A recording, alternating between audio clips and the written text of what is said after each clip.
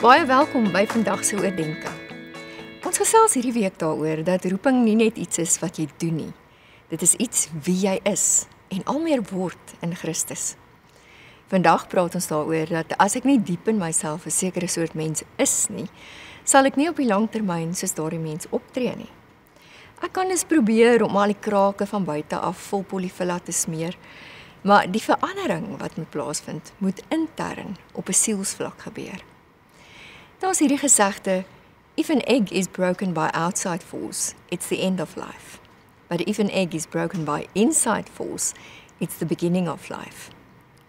Wanneer ek begin verstaan dat my gedrag van binne af gemotiveer word, kan ek so sagte klei wees, wat dag vir dag meer en meer meegee aan die werk van God se Gees in my. Dit is dan ook die doel van bekering, of metanoia, soos dit in Romeine 12 staan, om ons van binne af anders te maak, sodat ons na buite anders kan lewe. Daardie eerste moment van metanoia, die eerste keer wanneer ek na God draai, gaan nie oor 'n sogenaamde dag en datum wat ek in my Bybel moet kan neerskryf nie. Dit is wel van baie van ons gevra, maar dit gaan oor die diep wete dat daar iewers in my lewe 'n eerste keer was, toe ek op 'n moment of 'n dag of in 'n fase van my lewe gekies het om my hart na God te draai.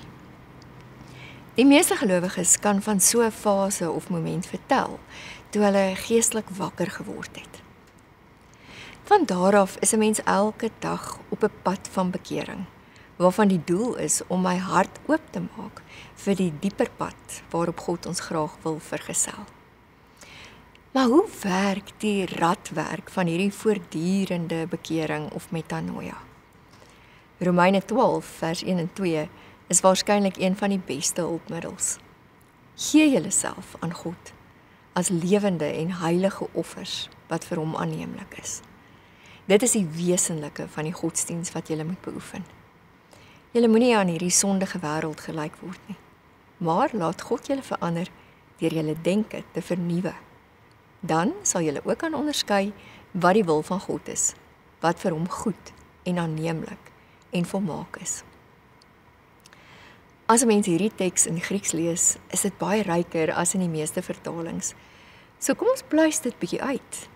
Die eerste woorde is, gee julleself.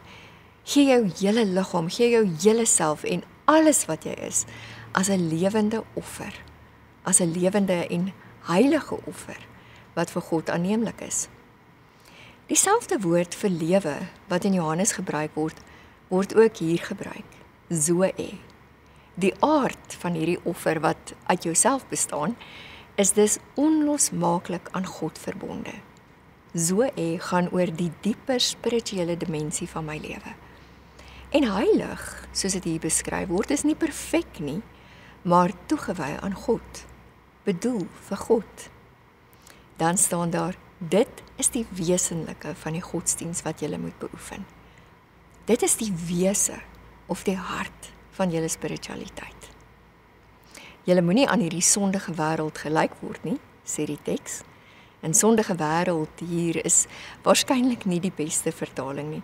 Daar staan eerder, moenie aan hierdie tydsgees konformeer nie.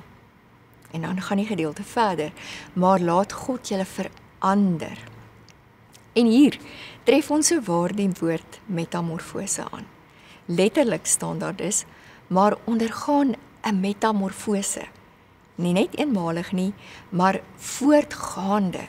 Die werkwoord hier is in die teenwoordige tyd geskryf, wat beteken dat dit aanhou gebeur. En ons doen dit nie self nie.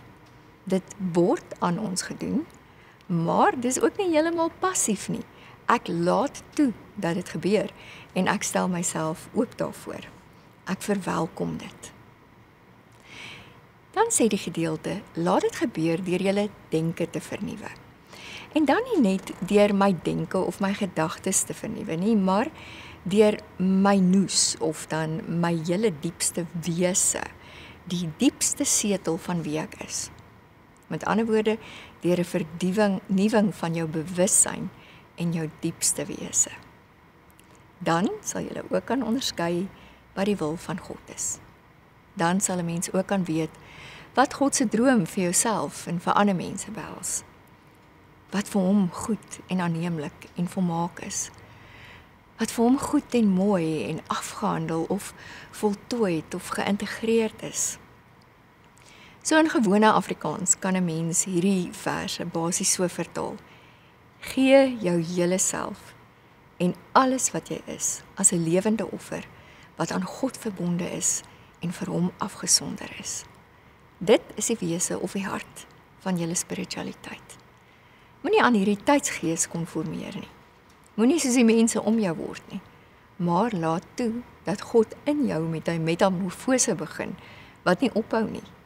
Hierdie metamorfose kom van God af en nie uit jouself nie, maar jy moet jouself oopstel vir dit wat God in jou wil doen en nie weerstand bied daarteen nie, maar dit verwelkom. God wil graag besig wees met 'n vernuwing van jou bewussyn en jou diepste wese. So sal jy ook al meer weet wat God se droom vir jouself en vir ander mense behels. Hoe 'n lewe lyk wat vir hom goed en mooi en ten volle geïntegreerd is. Václav Havel het op 'n keer gesê, consciousness precedes being. Dit is ten diepste wat Romeine 12 ook sê. Hoe meer ek aan die binnekant verander, hoe meer my bewussyn verander, hoe meer kan ek begin om na die buitekant soos God se mens te leef. Kom ons bid saam. Here, help my om oop te wees, om al meer van binne af deur U verander te word, sodat my gedrag na buite ook anders kan wees. Amen.